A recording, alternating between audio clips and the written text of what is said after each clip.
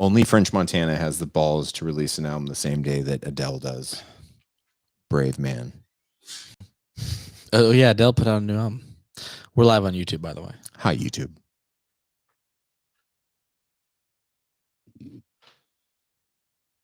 Beautiful. Mm-hmm. Alrighty. Wonder Bar. This list sucks. This list sucks. This list sucks. This list sucks. It sucks. What's up? What's up, everybody? I think your Wonder Bar made it onto the actual recording. So Hot it'll dog. be Wonder Bar and then the theme song this time. Maybe we'll make that a new thing. That's perfect. Yeah. Yeah. We'll come up with some new kitschy, bizarre adjective at the beginning of every For show. each show. Yeah.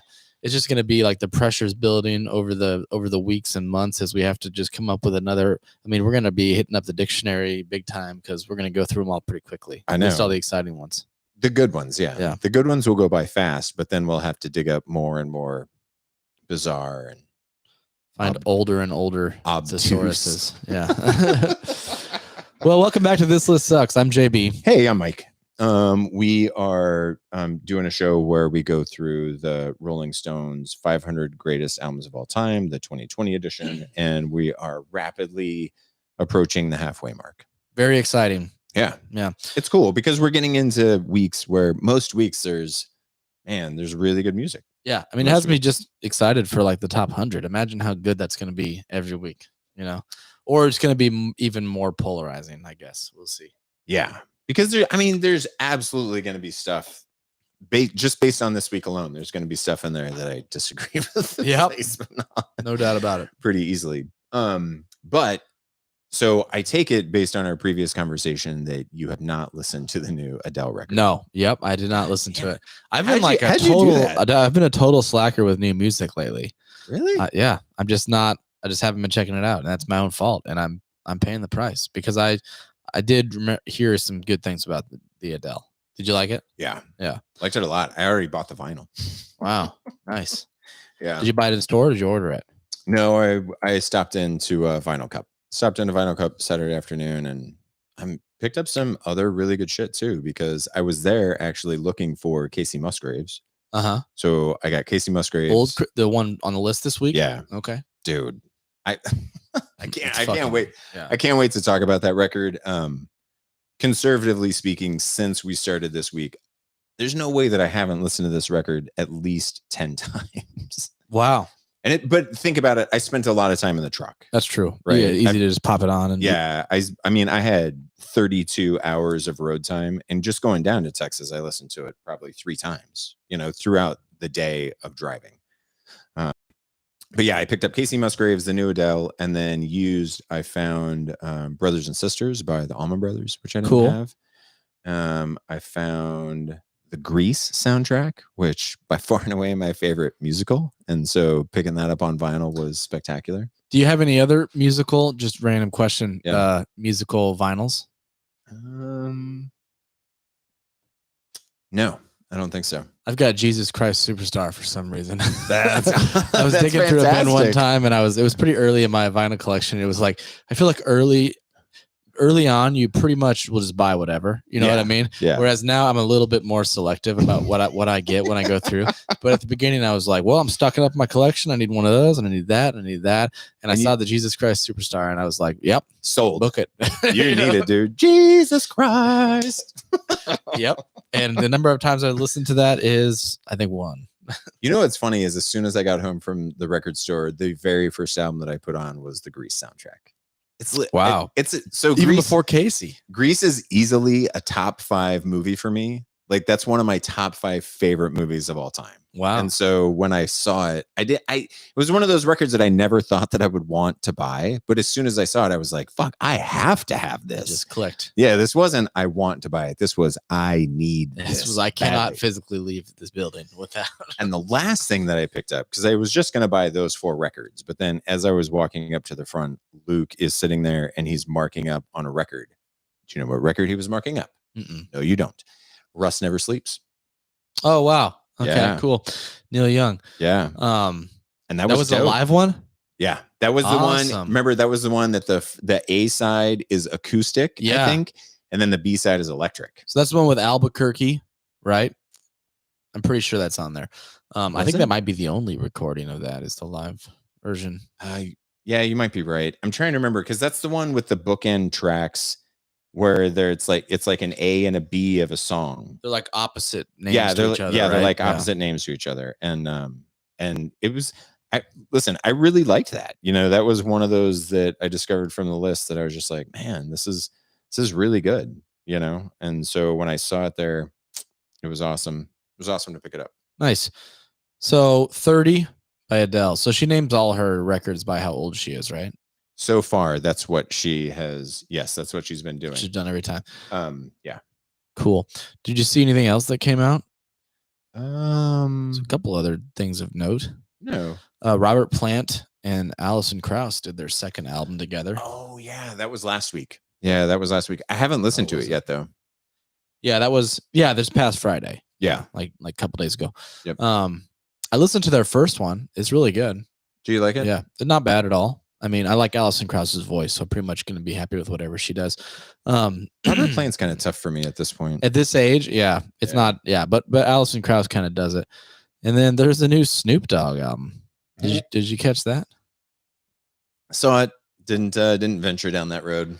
Has Mary J. Blige on it? It's been a hot minute since I've listened to any Snoop Dogg releases. Yeah. Well, I mean, I've listened to Snoop Dogg releases, but they're not new Snoop Dogg releases. Right. Yeah, that's what I meant. Yeah. And then there's the new Brian Wilson album. I'm not going to check that one out. No, hard pass. Yeah. Hard pass. God, we've been really hating on the Beach Boys here. I just hate the albums that I've been forced to listen to. Yeah, me too. Yeah, I mean, I don't hate the Beach Boys Pet Sounds. at all. We're gonna like Pet Sounds when we come to it, but yeah, I mean, I'm still gonna stand by what I've always said, and that the Beach Boys should have Endless Summer, and Endless Summer should be pretty high on this list. Probably like, I don't know, about this time. If you put it at 280, I'd kind of be okay with that because that spans like all of their surf rock, and it condenses it all into one sitting. Every song is enjoyable. And it's really good. It served a purpose in the history of music. Yeah. And then if you want to throw Pet Sounds on there, that's that's fine with you. I guess. I bet it's going to be like top 10. So. I think it's top 5. It might probably be fucking number 3 or number 2. And I'm just like, I'm already like, I mean, whatever. Yeah. Hopefully when I get to it, I listen to it. And when I say, okay, I've never listened to that record like that before, it changed my life. Maybe, yeah. With that level of attention, maybe it will. Yeah, maybe it will. It's going to be your favorite record of all time. Probably not. Okay. Have you picked up any new vinyl? No, I actually haven't been to the record shop in like a month now. I don't know what's been going on with me. I've been super busy, but that's how I was too. I hadn't gone in a long time, but now I've gone a few weeks. So I've been getting jealous seeing all your good finds though, and our friend Justin, production manager, who has not been managing much production lately. I gotta say, I mean, he's been managing more beer than he has anything else. So. Yeah, it's especially today. He's on vacation. Yeah. But so we'll give him a pass on that. But yeah, he's been picking up a lot of good stuff though, and he's been finding it in the used bins over there too. Yeah, for really sure. Great shit out of the used bins. So I'm gonna make it back. Maybe I'll make it back this week. Actually, yeah, that sounds like a good plan for the weekend. Remember, it's Black Friday Record Store Day. Oh yeah, that is true. Now, don't get too excited because we all looked at that drop list and we were all like, I mean, I don't know. There was like 1 or 2 things that I was interested in though, so I'll pop in there. It's a good excuse to get in the door though. Yeah, exactly, exactly. Cool. Well, you want to dive back in? Fuck yes, please, because I desperately want to talk about a lot of this stuff. Yeah, there was some heat for this week for sure. Absolutely. I'm excited to see which ones you think are the best heat ones. Yeah. The most smokingest heat. That's right. Yep. You want to read 270? Yes, please. Okay, so number 1 this week, we're going to be talking about Casey Musgrave's 2018 record Golden Hour. Rolling Stone says, on this album, Casey Musgraves became Nashville's most compelling crossover star since Taylor Swift, where she sings about acid trips, homesickness, and falling wildly in love with the witty precision of her earlier small-town polemics, but on a much bigger scale. Golden Hour's lush yacht country production re-envisioned what millennial pop might sound like. Quote, I've always loved Sade, but I also love Dolly Parton, Casey Musgrave said. I thought there's got to be a world where all these things can live together. She found it. Fuck yeah, she did. In every way, too. Which song is about an acid trip? Do you know? So actually, so she So she was experimenting with psychedelics with Wayne Coyne, of Oh, all cool. people. Yeah. I mean, if there's going to be a shaman to take you on like your LSD trips, I would Yeah. die for it to be Wayne Coyne. He's done the experimenting. Yeah, exactly. He knows what to do. He knows where to take you. So Slow Burn, she wrote that song while she was tripping, and she also said that she wrote Mother while she was tripping as well. That's cool. But she makes reference to it in Oh What a World. She makes reference to like plants that can expand your mind, basically. Okay. Yeah. Actually, I remember that. Yeah. Now that you say that. Yep. So you were a big fan of this record, or of Casey Musgraves in general, right? But Yeah. maybe not as much specifically this one. But Yeah, now so. Yeah, that's the thing. Like, she was always compelling to me, and I'd probably listen to this record 3 times, just at different periods, putting it on kind of as background music because it's really easy to listen to, and her voice is, It is. it's just like she's got enough of a twang to her voice, but it's not overly country, but it has country sentiments to it, if that makes sense. Do you like her voice as much as Taylor Swift's?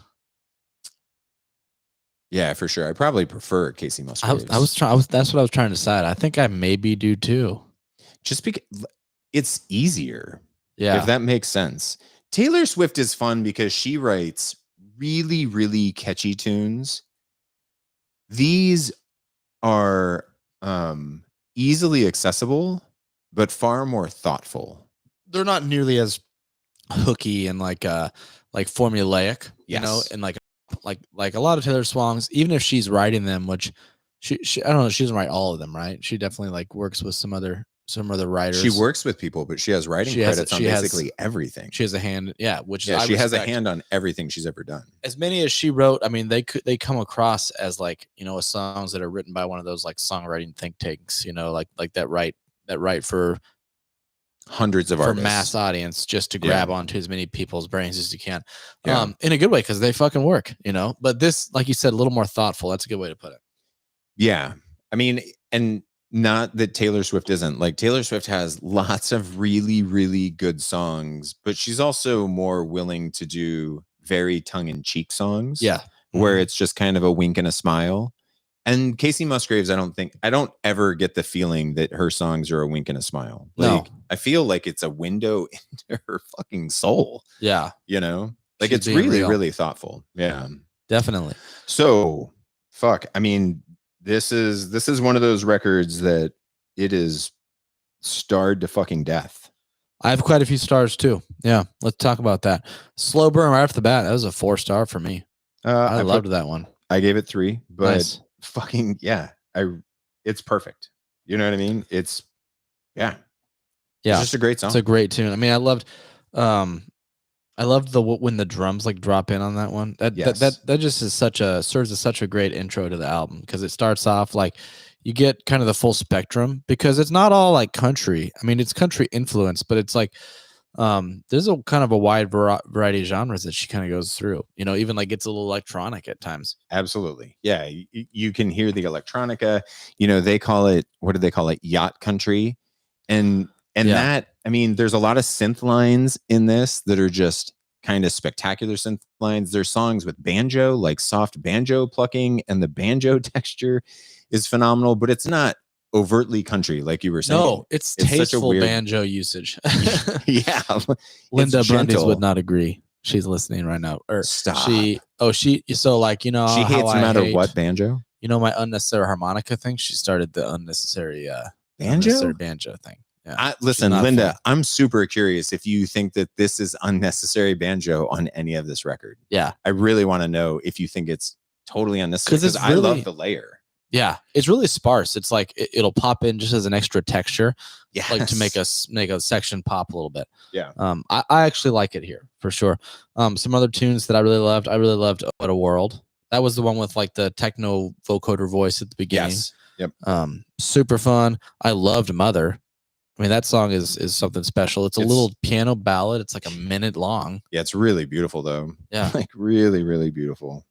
Which ones did you like? Or some of your favorites? 5 stars for Lonely Weekend. Like, I fucking love Lonely Weekend so much. man, the chord changes, her vocals, there's this little synth solo that goes off in the beginning, and it's just, yeah, texturally, I love it. It's beautiful. Great hook on that. Yeah. Butterflies is a spectacular song. And that is one of those songs where you get that textured banjo, where it's just like really softly plucked banjo, and it's so good. That had another great like synth line on it. Yes. That's kind of right off the bat. I think that's how the song started. Yeah, the way she delivers her lines too is really unique to me. And she nails it, dude. She nails her delivery. And I don't know how to describe it outside of the lyrics match flawlessly with the emotion that I feel she's trying to convey. Yeah. You know what I mean? Yep. It's really good. Space Cowboy, I loved. I gave that 5 stars. That was a 3-star for me, but I loved it. I gave High Horse 5 stars. That was so dancey, and it was that one is super fun. Yep. Yeah. That's definitely great. I loved Happy and Sad. I did too. That one kind of gave me like Lucinda Williams vibes. Okay. I remember on that one, I was reading through the Wikipedia page on like the personnel list for that song. It said some guy's name, and then in quotes, or his instrument was Dolphin Magic. So what the fuck is that? I don't know, dude. Did you look that up? I don't think there's any looking it up. I mean, I'll pull it up and see. Maybe you should watch the first 5 YouTube videos that come up after typing in Dolphin Magic. Dolphin Magic. Yeah, I'm pulling it up right now just to like verify that it wasn't like a one-off thing that somebody changed or something. Yeah, so it says Sean Everett, track 8, Dolphin Magic. That was what his instrument. If anybody can shed light on Dolphin Magic, we'd love to hear more about that because yeah, I want to hear more music with Dolphin Magic. 4 stars. Golden Hour at the end of the record is just beautiful. Like, it's a huge change of pace, but it was like the perfect juxtaposition for me with High Horse, because High Horse felt like this wild dance party, and then you get this, just this nice kind of opposite view. Yeah, and I wrote that there was like almost no element of country to that song. The way I remembered it, it's like a soul pop kind of tune. I loved the last track. I gave that one 4 stars. Rainbow. I did too. I put 3 stars next to that. Gorgeous piano ballad to kind of close off the thing, and I just beautiful, very well written track. And it's funny the way this book ends, because when you listen to it on vinyl, Mother is the piano ballad that closes out the A side, and then Rainbow does the exact same thing on the B side. It's it's really thoughtful. The whole fucking thing, you know? Okay, so I just bought it. I had it on vinyl, so I bought it on vinyl. I added it to my digital because I've already listened to it a ton, and I will keep going back to it. This is like a palate cleanser type of record for me. It just feels good. Yeah. Yep. I'll get it on vinyl if I come across it, probably. Yeah, and I'll listen to it again. Absolutely. This has to be the only Casey Musgraves on the list. Yeah, I would assume. Yep. Be interested to see like what they think about the new record. Like if they did this list again in a couple of years, if it gets any love. It'll be interesting because the new record is even more of a pop, like just a straight up pop record relative to this one. Gotcha. So she's going full T Swift, basically, with her transition. And with her transition. Yeah. What do you think about the placement though? And keep this in mind. It was 2018. This fucking thing's only 3 years old. Yeah, it's brand new. Yeah. I think I would, at this point in time, probably drop it down a little bit. Ooh, where? Oh, wait. So, okay. Go ahead. To where?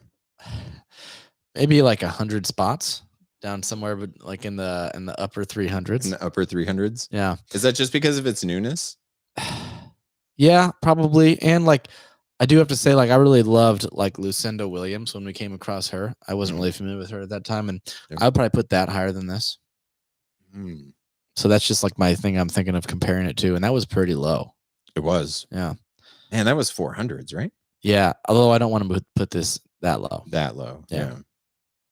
But does that mean that you would move Lucinda Williams up that I would high? move her higher. Yeah. I don't know if this high. That's the thing. Like, I'd probably move her up a little bit higher, but keep these down in that kind of range. Well, where do you want it? You want to move it higher? You know what? Maybe not on this list, but I think as this thing ages, I think this album is going to age incredibly well.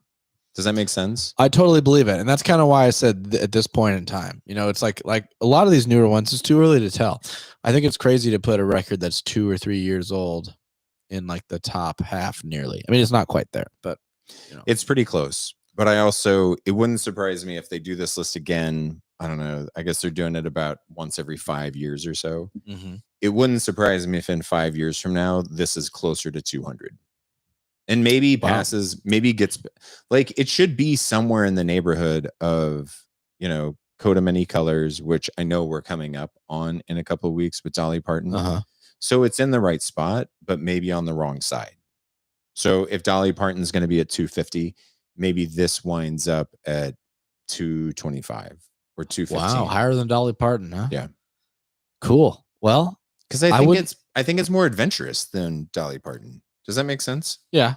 Like the way that she's doing a lot. She's blending a ton of fucking musical genres on this. Yeah.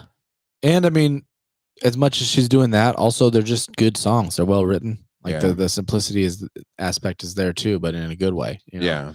It's definitely an additive simplicity. It's not a detracting simplicity. Yeah, for sure. So yeah, that's where I'm at. But we will see. Yeah. I adore it. I like it too a lot. I absolutely adore it. I'm gonna check out her other stuff now because this was.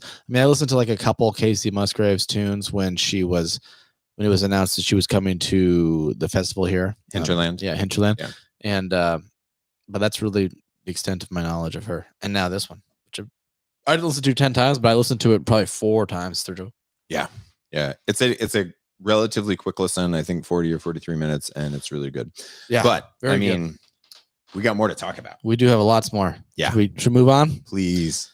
269 is our first Kanye West record. Finally. I feel like we need a fucking siren button on there or something. Okay, go ahead whenever. I just started pushing random buttons and hoping one of them was something fucking impactful. Was a whoop whoop siren. We didn't get it. We didn't get it. Right. Well, anyway, sorry guys. We'll work on that. Yeah, welcome to Kanye. Our first Kanye. We've been talking about this for a while because we've talked about how crazy it is that Kanye West has 6 fucking albums on this list, and they're nearly all in the top half. I mean, this is 269, and this is our first one. Yeah. We probably won't get one before 250. I don't know for sure. Have you looked ahead? No, we don't get another one before 250. No. So the rest are in the top half. And this is close enough. Might as well be. Yeah. So here we are. Yeezus from 2013. No one's near doing what he's doing, said Lou Reed. It's not even on the same planet. When the guy who made White Light, White Heat, see number 272 from last episode also, is complimenting your hate-caked noise assaults, you're doing something right. Kanye West channeled his ever-darkening megalomania into the violent minimalism of On Sight and the pummeling pestilence of I Am a God. He goes out with the maximalism of Blood on the Leaves, flipping a sample of Nina Simone's version of Strange Fruit into an engulfing vision of asshole rock star hell. Jesus That is Christ. A hell of a description. Whoever wrote that deserves a raise. Man, I mean, that's a wild description. It's not wrong outside of, well, hate caked. I mean, really? Did you think it was hate caked? I think he's aggressive on this one. He's aggressive as fuck, but I don't know that it's hateful aggression. Yeah. Does that make sense? Yeah, it doesn't really. He's not like targeting any one person or group for the most part. So hate caked is a strong word, but I mean, I think what they're trying to say is that he's aggressive and mad, and it's coming through in his production and his rapping. He's highly critical of a lot of shit. Yeah, on this, sure. Like even of like black culture, right? Like if you think about a song like New Slaves, that song is fucking crazy. Yeah. And that's being super, super critical of what people were doing around him. You know what I mean? Yeah. I don't think of it as hate caked though, because I don't think it's necessarily coming out of a spot of hate. I just think that it's coming out of like, he's passionate. Passion caked noise assault. Passion caked noise assault. Dude, I love this. This This to me is criminally low, and it's the second best album that Kanye has. Second best behind Beautiful Dark Twisted Fantasy. Right? That's right. Yeah. It should be one of 3 Kanye records on this list. Beautiful Dark and Graduation. Yes. Okay. My Beautiful Dark Twisted Fantasy, Graduation, and Yeezus. Those should in that be order. No, it should. No, the order for me would be Okay, My you Beautiful already said Dark second, Twisted yeah. Fantasy, Yeezus, and then Graduation. Yeah, I could see that. So, do you happen to know, is Beautiful Dark Twisted Fantasy the top one on the list? I don't know. You don't know that. Okay. But it should be. Yeah, I agree that it should That's be. my prediction. I think they'll get that one right. I think they will too. Yeah, I don't think they'll put anything higher than that. And that's correct. And it should be really high on the list. It's one of the greatest hip hop albums of all time to me. Yeah. You think top 50? Yeah. Yeah, probably. I would hope so. I think it would have to be, because otherwise they're just going to be grouped so closely together at this point. Yeah, you know, it would be. But this record is fucking. It's phenomenal. It's like no other hip hop record I think ever made. Yeah. Yeah. The production is really, really interesting. Like lyrically, like you were saying, you just gave one example, but I mean, Kanye has the killer lyrics anyways, you know, and this one is just particularly. It's particularly wild, right? I mean, there's a number of them that stand out. I'm gonna fuck your Hampton spouse. Come on her Hampton blouse in her Hampton mouth in your Hampton house. Like, what the fuck? And I mean, okay, that's hate caked. I get it. Okay, yeah. Writer, you win. They're definitely hate caked, but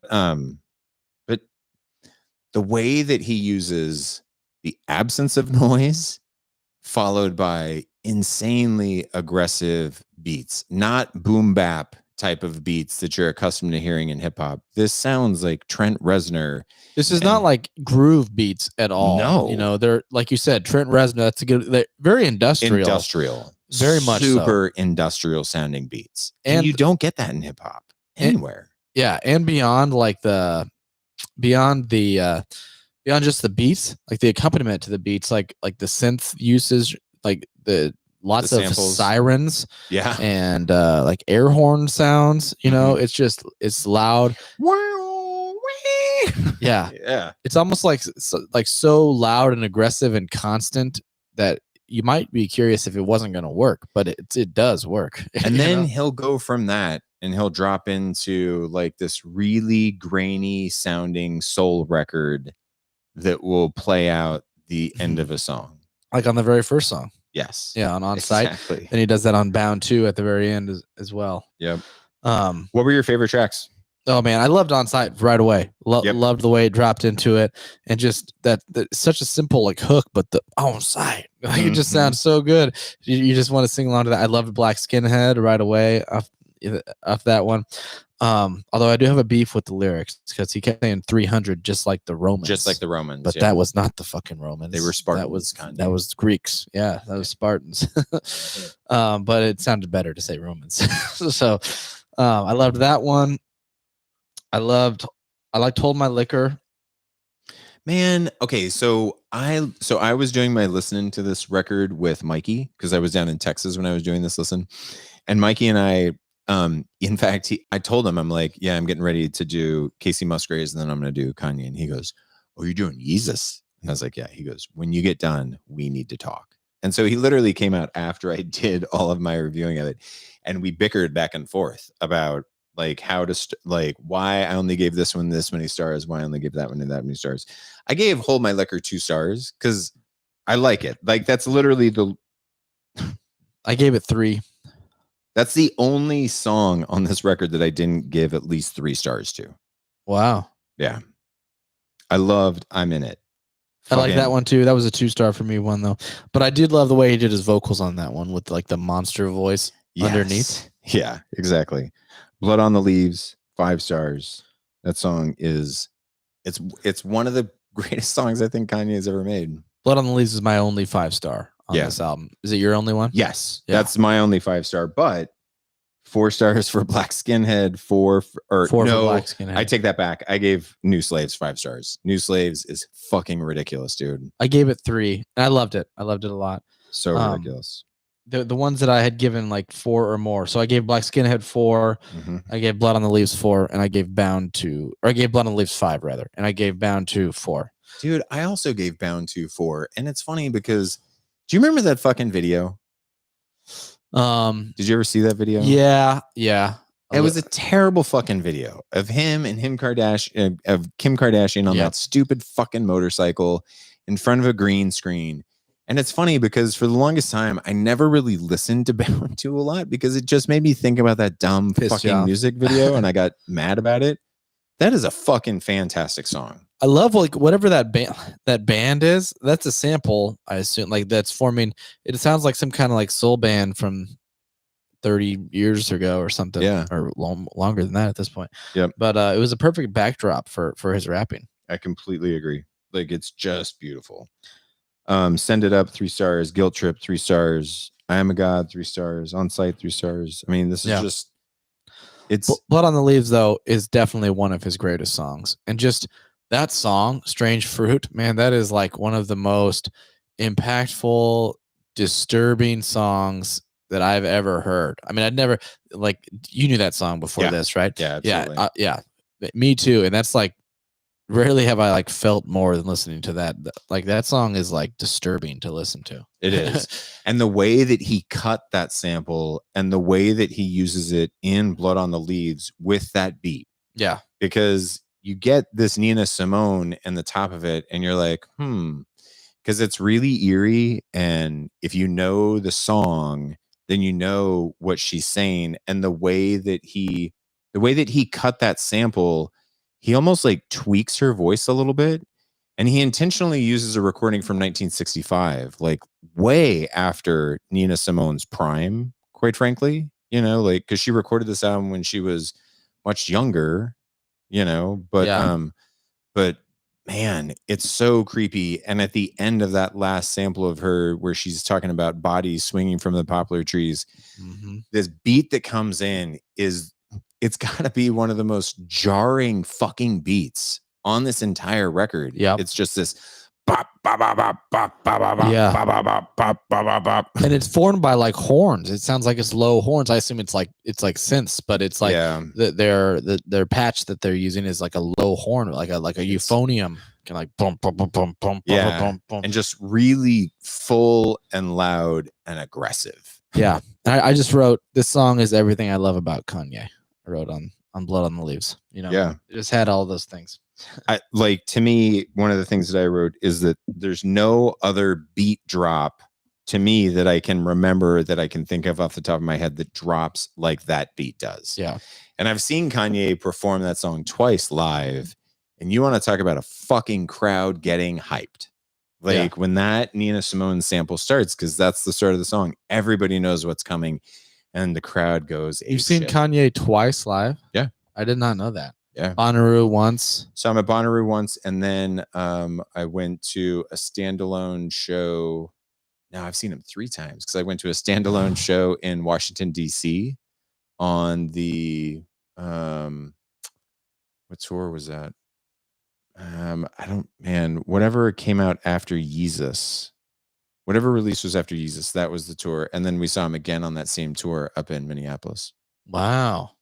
I bet that's amazing. He puts on a really, really phenomenal show. Those tours, the shows that we saw in DC and the show that we saw in Minneapolis, he had a platform that was on like steel cords, and the platform would literally run across the top of the floor. And it was all general admission underneath. So there was this giant pit underneath him, and he was on this platform that was just hovering about 10 feet over the crowd. Weird. Yeah. Were you down there? No. I was up in the stands because that show was much better from the 100 seats, because you could actually see what was going on. Those that's what poor bastards on the floor were just looking at the bottom of a platform. Couldn't even see Kanye at all. Yeah, unless exactly. You're off to the side. Unless you're off to the side. Yeah. But it was, really, really dope. That's amazing. Well, and then I also saw him at Bonnaroo where he shits the bed. That's all that dude does at Bonnaroo. He just plays terrible shows. Okay. Like on accident? No. No, intentionally, because there's like this super antagonistic relationship between the Bonnaroo crowd and Kanye, because the very first time Kanye played at Bonnaroo, he was supposed to go on at 2:00 in the morning, but Pearl Jam played like a 4-hour set that they didn't even start until midnight. And they played until 4:30 in the morning. Then a half hour later, it's now 5 o'clock in the morning. Kanye was supposed to play 3 hours ago, and he comes out and he shits the bed, doesn't even play a whole set, gets pissed off and leaves the stage. And so the crowd fucking hated it. And basically it turned into this big thing where a lot of years the crowd would just start chanting, fuck Kanye, like out of nowhere when Kanye is not even playing at the festival. It was very bizarre. That's a tough one, man, because it is kind of fucked up to play hours past when you're supposed to. I mean, there's a big difference between going on at 2 a.m. and going on at nearly 5 a.m. Correct. Like, if I was Kanye, I'd probably be like ready to go to fucking sleep, you know? And I'd be like, I know I'm at Bonnaroo right now, but it's fucking 5 a.m. I haven't slept in 20 hours, you know? 100% correct. Yeah. Yeah. Interesting. Right? You can see that. But For the sure, crowd was yeah. not fucking into that. Yeah. Well, drugs and alcohol do that. Okay. So for me, I do own this on vinyl because I was lucky enough to find it out in California. I found a used copy of it. Is it hard to find Kanye records on vinyl? No, most Kanye records are not necessarily that difficult to find, but I haven't had the easiest time looking for Yeezus. Gotcha. But whenever I found it, I picked it up. So I was super happy about that. This is Criminally Low. This record should be 75.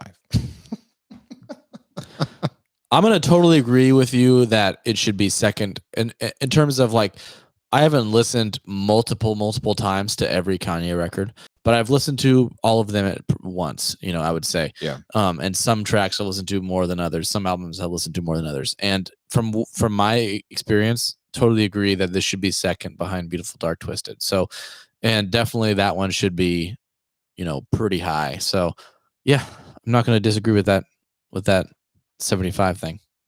Yeah. This one's really, really good. If you like hip hop and you don't know it, get on it. It's not like normal hip hop though. No, not at all.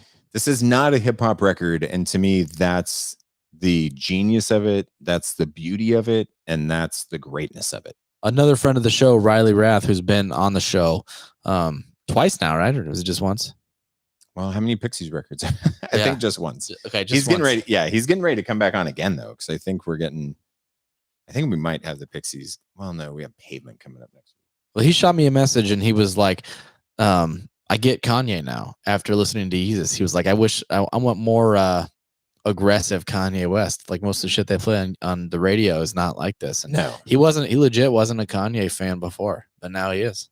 Listen, at least of this kind. Yeah, and this is the record that turned me on to Kanye too, because I was the same way. Kanye was almost off-putting to me, but when this record came out, it was, man, it pushed the right button with me, and it really opened up my mind to be way more open to Kanye. And now I'm a big fan. Obviously, is the vinyl, just out of curiosity, is the cover the same as this? Yes, because the original CD, when it was released as CD, just like an empty clear CD case with a little red band on it. That's all it is. So, well, and do you know what that was a send up to? I don't remember. I read it, but yeah. So that's a send up to Prison, because in Prison, the only thing that they can listen to in prison are audio cassettes, but the audio cassettes are not like, they're not printed on there. You know what I mean? They're just dubs of whatever music is out there. And so that's why he did that cover art. Because it's supposed to represent the same thing. You know what I mean? Just like a blank CD, similar to what you would see in prison on a cassette tape. I think that's pretty cool. I like it. Yeah. All right. Okay. Moving along? Yeah, let's do it. All right. 268, we have Randy Newman, Sail Away from 1972. Producer Lenny Waronker called him king of the suburban blues singers. Randy Newman went on to a long career scoring Hollywood movies, but on Sail Away, he was still LA's weirdest singer-songwriter, a piano man singing sardonic tales of sleazy grifters in tunes full of New Orleans R&B and Tin Pan Alley showbiz. Sail Away is his meanest and funniest American portrait, with the cold-blooded political science, the blasphemous God song, and the romantic "You Can Leave Your Hat On." What did you think about this? Did you enjoy this record? I'm just going to come out with my opinion right off the bat. Throw it out. I think that there are a lot of really, really well-written songs on here that I actually really enjoy, but they are tainted by the fact that I cannot stand Randy Newman's voice at all. So like it basically ruins it for me. I mean, there are some songs that are like so good and so well written that they manage to like transcend that almost. But I really don't like his voice. Some of these songs almost transcended the awfulness of his voice for you. Yeah, close to it, but almost not, maybe not quite there. How about you? Is that a problem for you at all, or no? I mean, his voice isn't the problem for me. The problem for me is that his voice is now Pixar. Yeah, and Toy Story. Yeah, and all of these songs feel cinematic in nature to me. Yeah, it's very theatrical, like vaudevillian at times, you know. Yeah, and for me, I feel like if you really want to put Randy Newman on this list because you want to celebrate his songwriting prowess, yeah, which I really don't have a problem with because no, he's great. He writes really good songs. Let's just put the first Toy Story soundtrack on here. Yeah, I mean that's pretty damn good. That's probably as good, if not better, in terms of like a cultural touchstone than this record is. Yeah, I can see that because it's equally as good songwriting on the Toy Story soundtrack. Yeah, you mean You've Got a Friend in Me? Yeah. Trying to think of the other songs.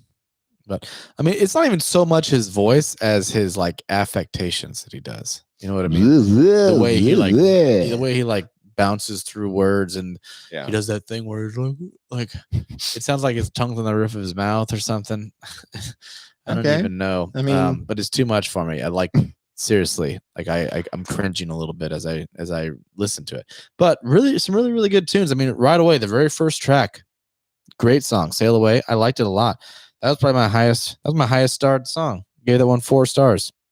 What? Really? Yeah, I liked it. Like it was like, man, like this is a fantastic song. I really wish someone else was singing it. Lonely at the Top was fun. That song kind of reminded me of like that Tom Waits album that we listened to.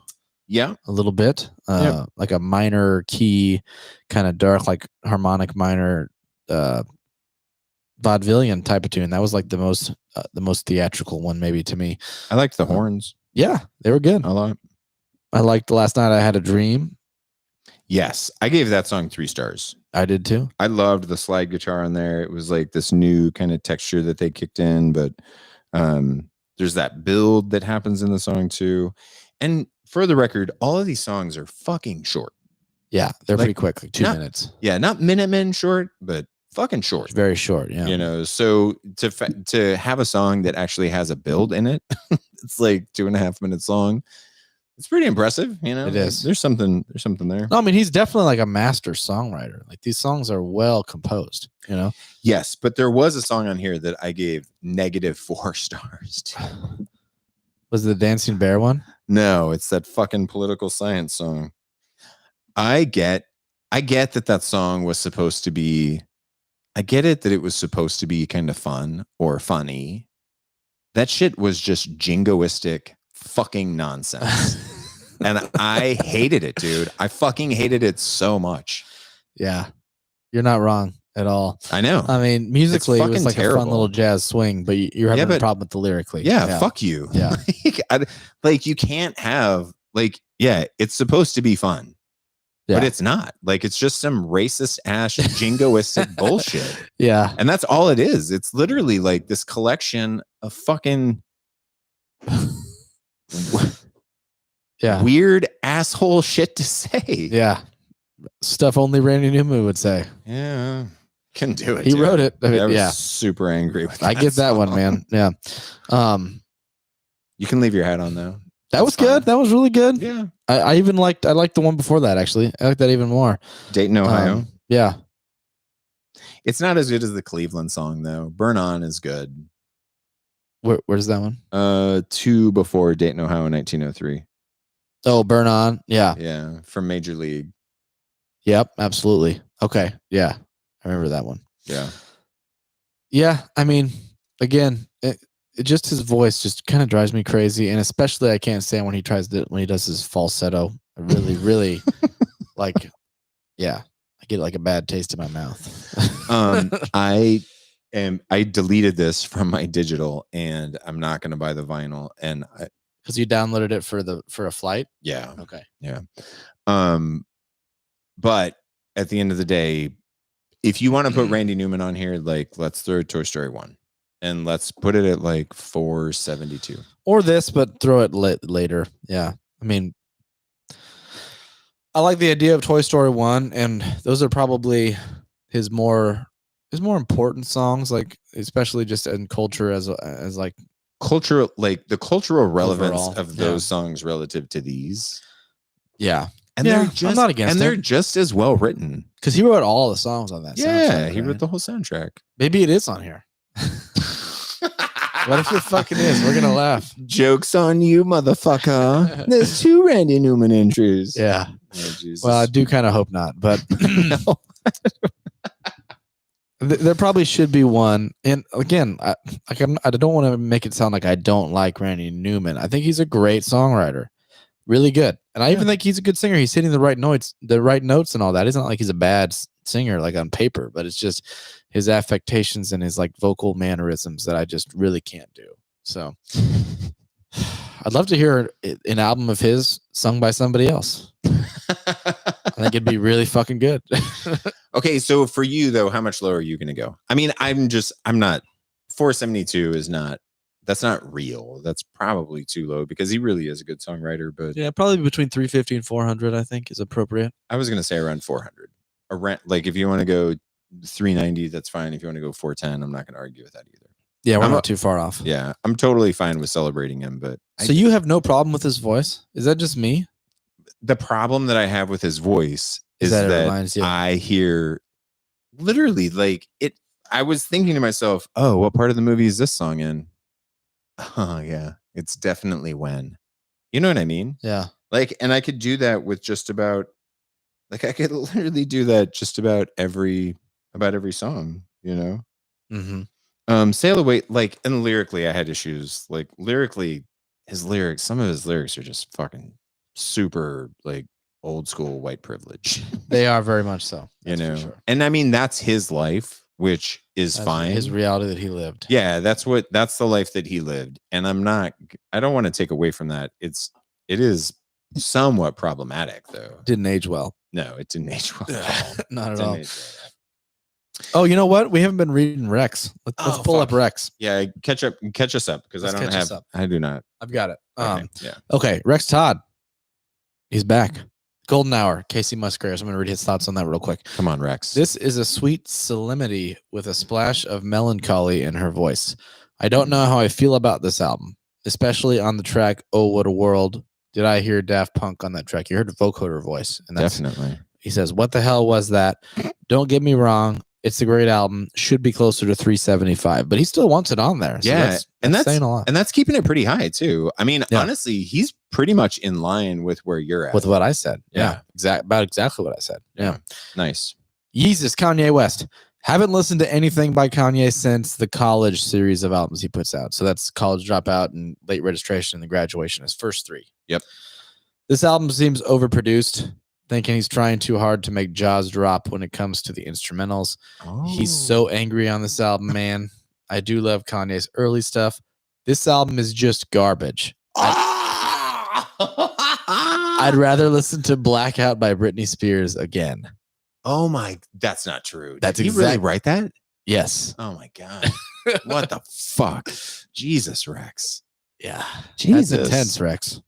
That is intense. Rex, you've got to. Come on. That's a ballsy assessment. You'd rather listen to Britney Spears. Whew. Again, okay. Yeah. Listen, everybody's got their own opinion. Rex is just wrong and shitty. We can't all have the right opinion. I love you, buddy. Yeah, we do love you, Rex. Okay, how about Randy Newman? Okay, Randy Newman. Sail Away. He says, well, this is a style of music I haven't heard before. Some tracks remind me of the old Merry Melodies cartoons. I kind of dig it, but I'm an old soul. It's a solid album with surprising songs that I really enjoyed. Surprised Rolling Stone put Randy Newman on the list. Great place for it. Wow. Jesus. I love it. I love different opinions. Yeah, that's what makes life interesting. Yeah, absolutely. Okay, moving on. Yeah. 267. The Minutemen's album from 1984, Double Nickels on the Dime. Quote, our band could be your life, end quote, sing the Minutemen on History Lesson Part 2. And never did a lyric better articulate punk's everyman aesthetic. Guitarist D. Boone and bassist Mike Watt push each other to fast, funny, and agitated heights. They sing about everything from Vietnam to Michael Jackson and cover CCR and Steely Dan, expanding their magnum opus double LP out to 46 songs. Sadly, Boone would die a year later in a van accident. That is sad. That is sad. I didn't know that. Yeah. So I was reading about the title of the album, Double Nickels on the Dime. Because I was like, because it's a great title. You pointed that out last time. Yeah. What the fuck does that mean? So apparently it was a riff on Sammy Hagar, because this album came out in 1984, the same time that Sammy Hagar had released I Can't Drive 55, which was, the hair metal version of flaunting their break the law type of shit. And I think it was Mike Watt that I read a quotation where he was basically saying, no. We want to show that we can drive exactly 55 and still say fuck you and have fun playing music. Which I thought that was super cute. Yeah, definitely. I appreciate that. Yeah, I appreciate the shit out of that too. Interestingly enough, they covered Van Halen on this album too, but not on. Did you get to hear that version, that cover of Van Halen? No, what did they cover? Well, because I didn't hear that on my copy. Well, yeah, because the one that they released digitally or on CD that was subsequently released digitally is different than the original version that was on vinyl. The original version can only be found on vinyl. Wow. And they covered a Van Halen song. I'm gonna pull it up because I can't remember the track that it was, but and then we'll plenty to talk about this album. But yeah. This album, listen, if this album is really tricky because it's not I don't think it's the most easily accessible, but at the same time, the more that I listened to it, I found a lot to appreciate in it. It's just so much. It's a lot, and it's really short too. So you got to fucking pay attention. They're fitting 43 songs into a little bit over an hour. Yeah, it's like an hour and 14 minutes. Are all pretty fucking short. Yeah. And most of these songs, in my opinion, are not necessarily fully fleshed out songs. And I don't really mean that in a bad way. A lot of them are like fun little sketches. Yep. That they riffed on for a little bit and then recorded what they had, and they're like, perfect. That's a song. Let's move on. Book it. Yeah. We're moving on. Yep. But there are, for me, I didn't put a ton of stars on individual songs because they were so short, but I kind of developed an overall picture and appreciation for the album as a whole. And there were a handful of songs that stood out to me. I loved Vietnam. The jam in the beginning was really cool. They kind of did this little breakdown section. This is the anti Randy Newman. Yeah, because it definitely I'm here for it. Yeah, Vietnam you're talking about particularly? Yeah. Or just yeah. And that was pretty like danceable. Like, so they definitely broke into a little bit of that new wavy post-punk territory here for sure. Absolutely. Not that that's all that. I think it's a little bit rawer maybe than for the band Gang from of last Four. week. Why can I not remember that? The Gang of Four we had last week was maybe a little bit more refined than this. Yes. Or more, maybe more, I don't know if it's refined or just better production. Yeah. Or a little bit heavier production, I guess. Yeah. Because there was a lot of shit on here that sounded super, super raw. Very much so. One reporter's opinion, put a couple stars next to that. That fucking bass line was really, really rad.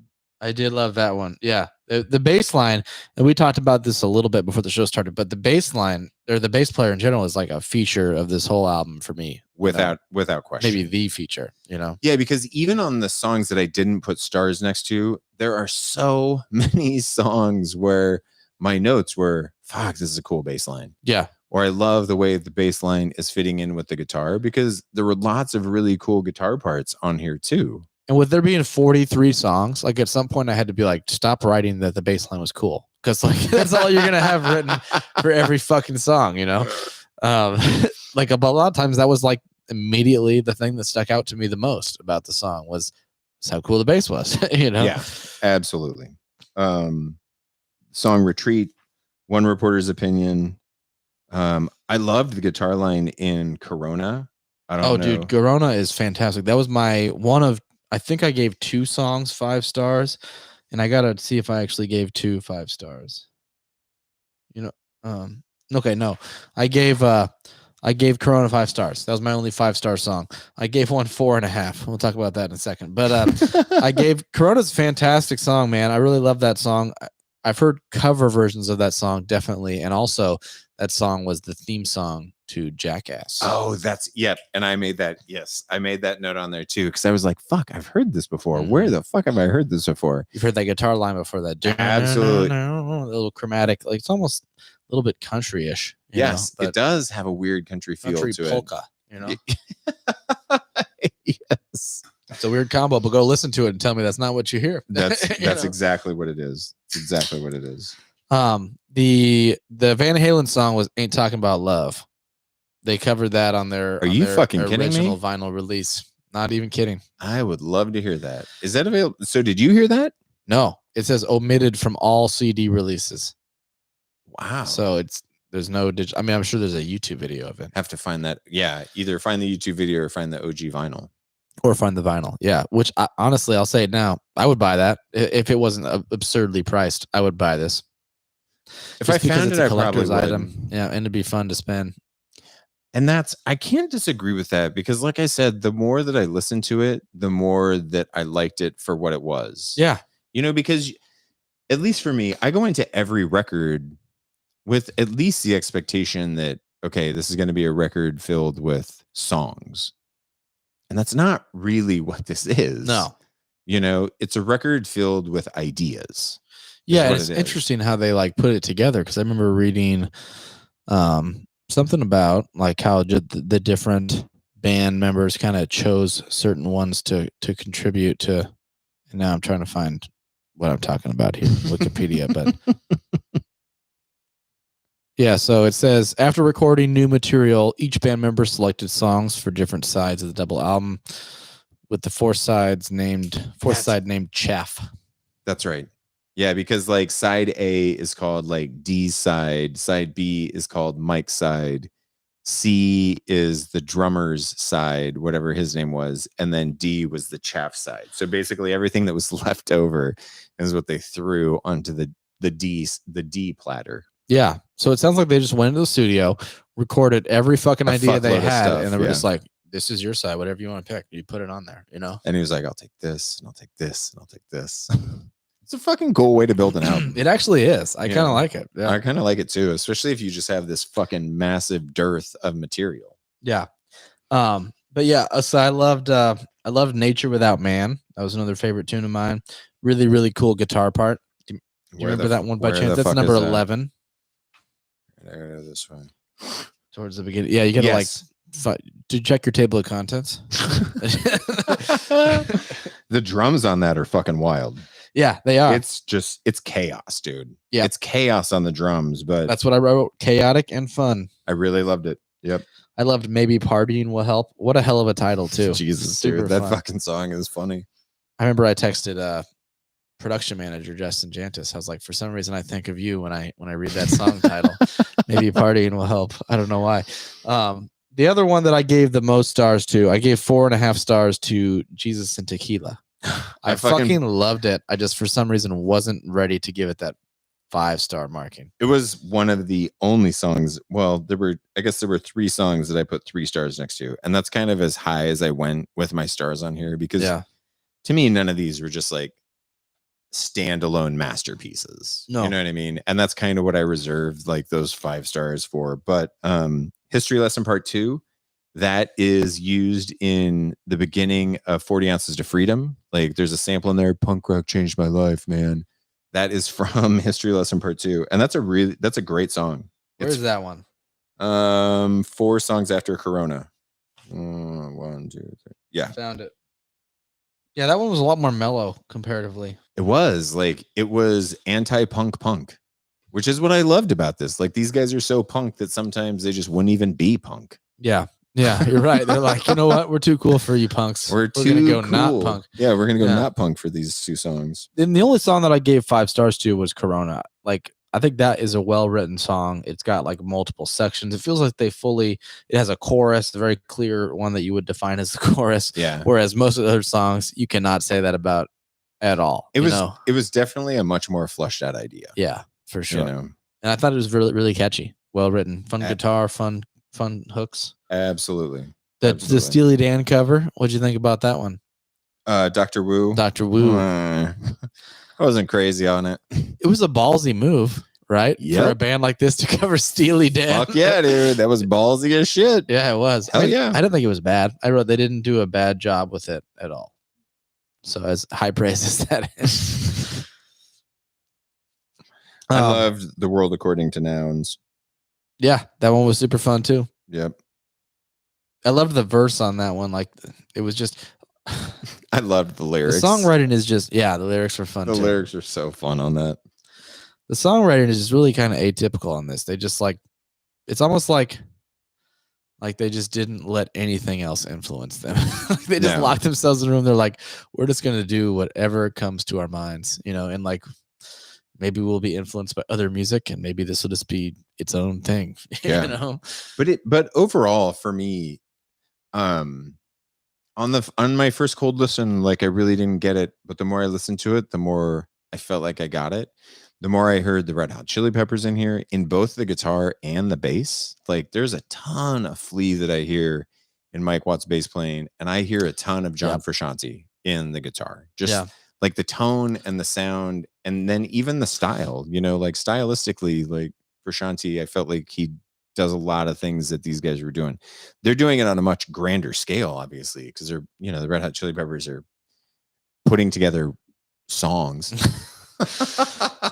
I hate to keep comparing these guys to the Gang of Four, but I found it pretty similar. Like, especially the guitar and the bass, like the rolls, because like the bass on the Gang of Four was really kind of leading the band, keeping everything tied together, and that was really the case here too. Like the bass was maybe even a little bit more like sporadic and experimental with Minutemen. Yeah, like a little more off the walls. A little bit more plain. Yeah, a little bit more playful. But still, most of the time he was kind of the one holding everything together, and the guitar player was very dissonant, like not really playing like stuff that is gonna like not playing catchy guitar in any way. It's not like guitar. It's not guitar forward. No, does that make like sense? Rhythmic, texture elements, and not so much like not guitar forward. Yeah, and that's kind of.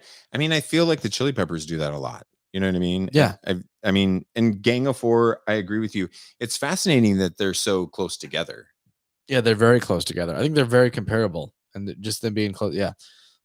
Which one would you put higher? Personally, I would probably I enjoyed Gang of Four more, just because even on that first listen, there was stuff that I really, really became attached to with Gang of Four. But like I was saying with this, the more that I've listened to it, the more that I appreciate what they're doing. And I don't know that I've listened to this record enough, or Gang of Four for that matter, to have a really strong opinion one way or the other. I'm not upset with them the way that they are, though. Me neither. Because I think if I spent more time with this Minutemen, I think it would it's like a mold. It might would open just continue to grow on me. Yeah, I think so too. I kind of liked it. I mean, I think this album is an accomplishment, if nothing else. I mean, it's 43 ideas, and some of them are really, really good. And it's just it's cool little snapshot. They obviously had fun in the studio, but I mean, there was some very high praise for this album. Like, just straight from Wikipedia here, it says double nickels on the dime is seen not only as Minutemen's crowning achievement, but according to critic Mark Emming, one of the very best American rock albums of the 1980s. Yeah. That's going pretty hard in the paint. That is going way hard in the paint. I was just kind of, when I read that, I think I read that after the first cold listen that I did. And I was you were like, huh? I really did not get this. I need to go back to it. And like, I still don't know. I like it more, but I don't know if I'm on that same page as that guy. Do you think you would become moldy with this too? Do you think if you forced yourself to swallow this 10 more times? I think so. I think so too. I think honestly, after 2 more listens, the songs that I like would probably grow intensely. Yeah. You know what I mean? The songs that I've already thought are really good, I think that my love for those songs could expand immensely. And the songs that initially I'm like, I don't really get it. Maybe there's more that I could be like, For yeah, sure. No, cool. I 100% feel that way because there was a couple tunes that as I listened to this one 3 times, I think, all the way through. Jesus, did you really? Yeah. Wow. And like a couple of them, like I didn't notice the first time around. And then I started to think, you know what? That's a really nice, even though it only has like one part for this whole song and the song is 45 seconds long. It's a really good little part, you know? Yeah. It almost reminds me of like watching like a Coen Brothers movie, like watching The Big Lebowski. You notice a little bit more each time. Yeah. You know what I mean? No, I get it. Yeah. I get it. And I would tend to agree with you. So I think I'll go back. I think I'll go back for more. Yeah. Maybe I think I will too. Maybe not in whole pieces, but especially when I got long drives. Yeah, I'll put this on again on a long drive. Yeah, I think I'm a Minutemen fan. Yeah, I think I am too. So it'll be fun. Yeah. Should we see what Rex has to say? Absolutely. Okay. This will be good. He says, holy shit, look at the track list on this entry. 43 tracks. What the fuck? How many albums is this? 3 or 4 of them? What is this? Music? Acid jazz? Punk? The world may never know. The sound is all over the place. It's a pretty righteous listen. Great spot on the list for this one. Wow. So he's in.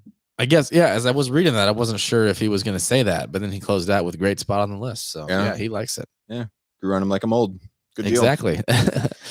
Should we move on to the final record for this week? Because I really want to talk about this one.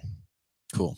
I've got opinions to collect. You got beef? Primarily from you. Okay, cool. No, I don't think so. You want to read it? Yeah. All right. From 1965, next album, we're going to talk about 266, The Beatles' Help. Rolling Stone says the Mop Top's second movie was a swinging London goof, but the soundtrack included the classics You've Got to Hide Your Love Away and Ticket to Ride, as well as the lovely I've Just Seen a Face. And of course, Paul McCartney's Yesterday, recorded without the help of any other Beatles, became the most widely covered song in pop music history. The sense of confidence and possibility paved the way for the Beatles' next stop, Rubber Soul.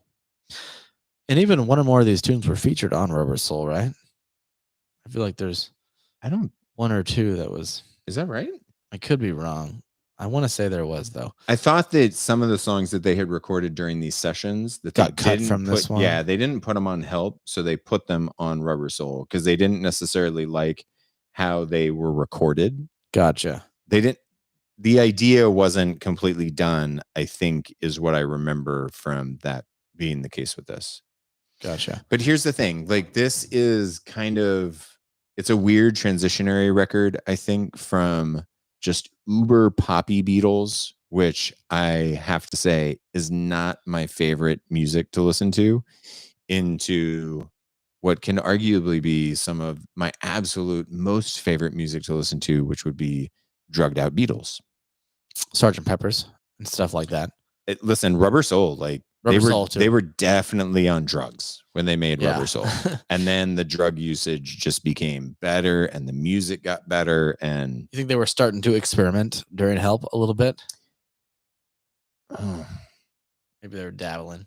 Maybe. I mean, maybe. It didn't come through in terms of the experimentalness. No. That the music starts to take on. Although this is the first record where they started fucking around with the keyboards. Oh, yeah. And it's only a couple of songs, you know, but the songs that they do have the keyboard in, I actually really, really like it. How many 5-star songs do you have?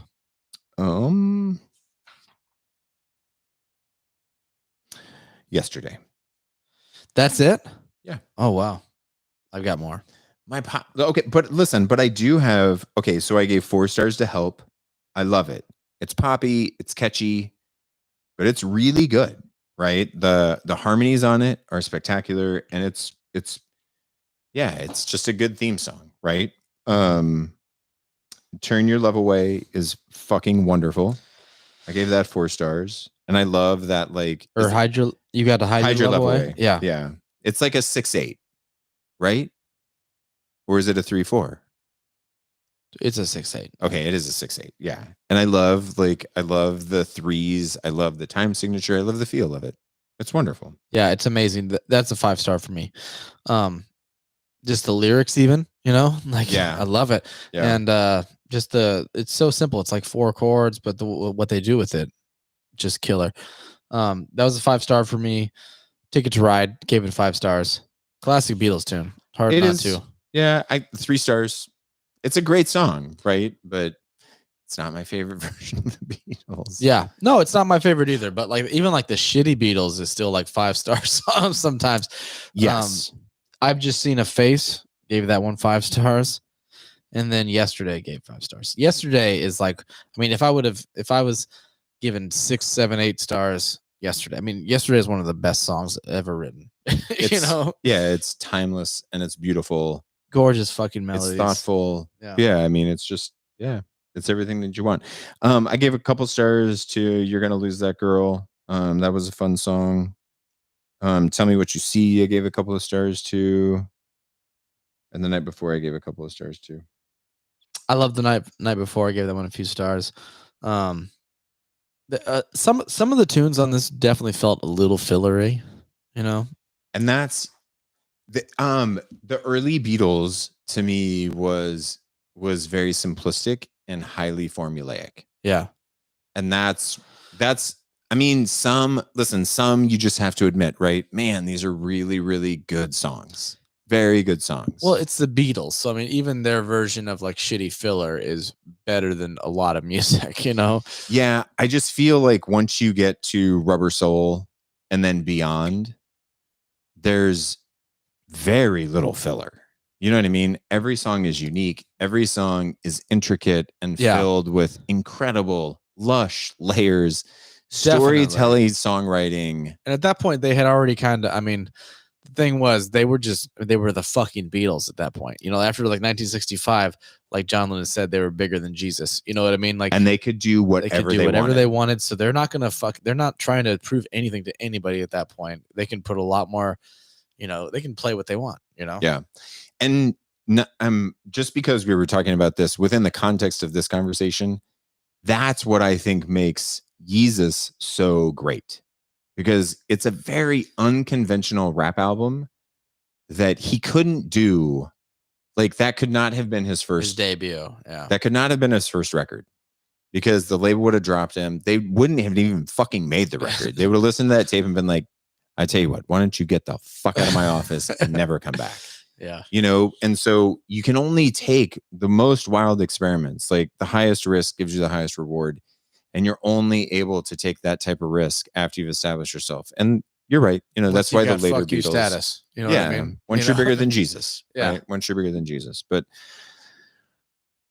I still like it. Yeah. No, I mean, like I said, I gave several songs 5 stars. And then there are a bunch of songs that I gave 1 or none because fillery, you know, for sure.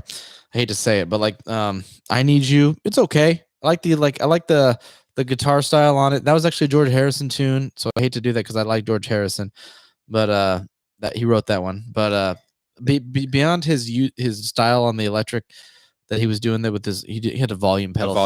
Yeah. I wrote. I couldn't tell if it was. I wrote, is that volume manipulation or is that a wah?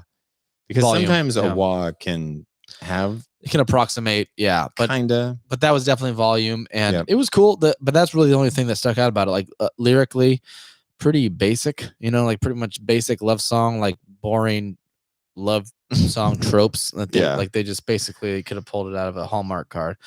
You're Gonna Lose That Girl. Didn't hate it, but wasn't crazy about it.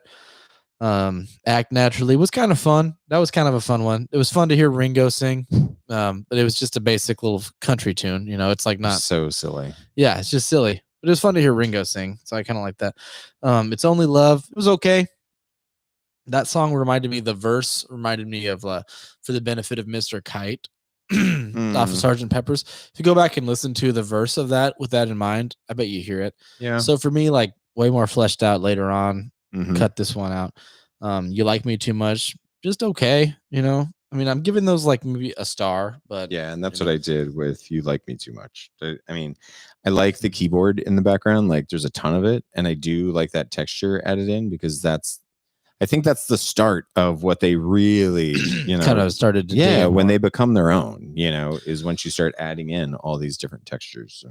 Also, not that I didn't like Dizzy Miss Lizzy, But that's a crazy fucking decision. Like, you could have ended your record with Yesterday. That's like one of the best fucking songs of all time. Yep. And you're like, you know what? We need this 12-bar blues at the end. Yeah, we need this basic bitch blues pop song. So Yeah. let's go ahead and throw that bad dog on there. Yeah. Fucking terrible. That was a weird decision, don't you think?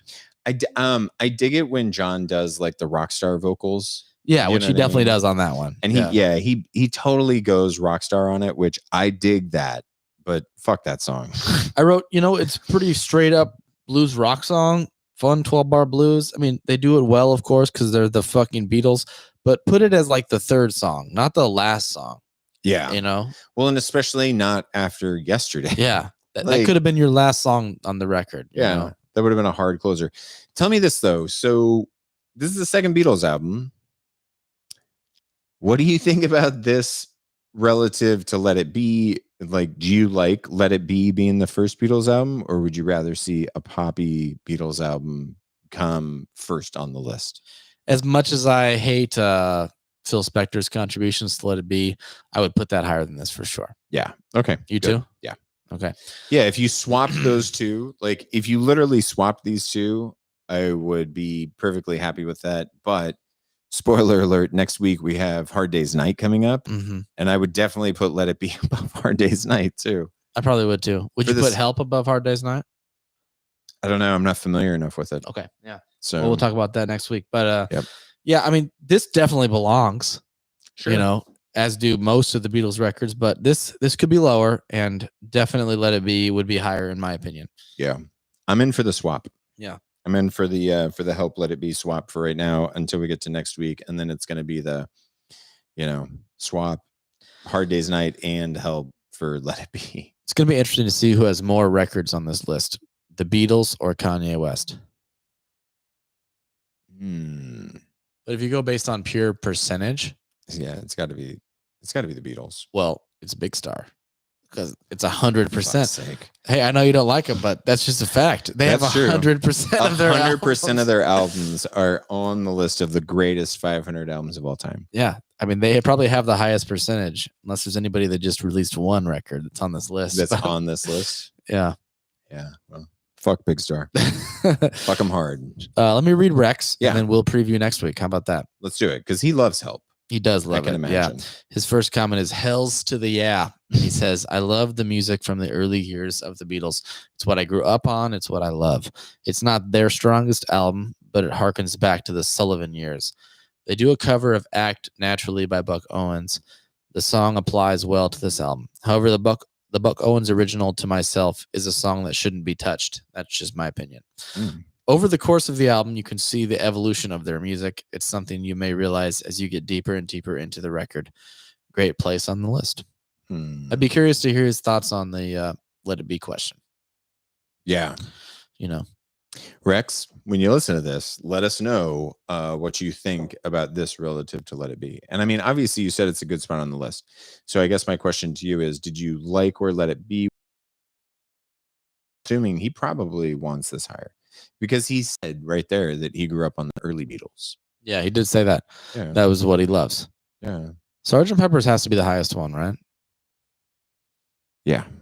That's my guess for sure. No, maybe Abbey Road. I think Abbey Road's higher? I mean, it's probably not high. Sgt. Pepper's is probably higher than Abbey Road, but... Sgt. Pepper's is my favorite Beatles. Abbey Road's your favorite Beatles, right? Yes. Yeah. I would personally put Abbey Road above Sgt. Pepper's, but they're really, really close. I'm just trying to think of what we have left. We have obviously Rubber Soul. We have the White Album. We have Abbey Road. We have Sgt. Pepper's. Well, and we also have what's the one with Eleanor Rigby on it? Revolver. Fucking Revolver is going to be on this list. Oh, for sure. Yeah. So yeah, we got a lot of fucking Beatles. Probably more than Kanye. Yeah. So, okay, let's look at next week. Yeah. First album next week at number 265, 1995, Pavement's second entry on the list, Wowie Zowie. Now, Pavement could be a band that could rival Big Star. Yeah. How many records do they have? Do you know? I think they only have 3. Oh, wow. We'll have to see. Yeah, we will have to see. They have 66.6 repeating, or if they have 100%. We will see. 264 is this our second or first Pink Floyd? It's our first. First Pink Floyd. Wish You Were Here. Bold choice for the bottom. Now, we have talked about a Pink Floyd record on the podcast because we did Animals as the snub. Yeah. But man, I love Wish You Were Here, and I'm a little surprised we're already getting to it. Me too. But I'm happy. Number 263, what we were just talking about, Hard Day's Night from the Beatles. 262 is New Order, Power, Corruption, and Lies. Have no clue. Me neither. Yeah. That'll be interesting. And then the last thing that we're going to talk about next week, smoke show of a conversation. Number 261 is Check Your Head from the Beastie Boys, 1992. Fun fucking record. Hell yeah. All right. Should be back on Monday again next week, I think. We might be settling into Mondays. We might be settling into Monday routines. Yeah, in the post-COVID world, we're figuring this out. But either way, thanks for listening. Yes. And we will talk to you next week. Goodbye, guys. Mm-hmm. This list sucks. This list sucks. This list sucks. This list sucks. It sucks. Adios, amigos. Wunderbar. Wunderbar. Oh, to start and to close. Oof. And we're done.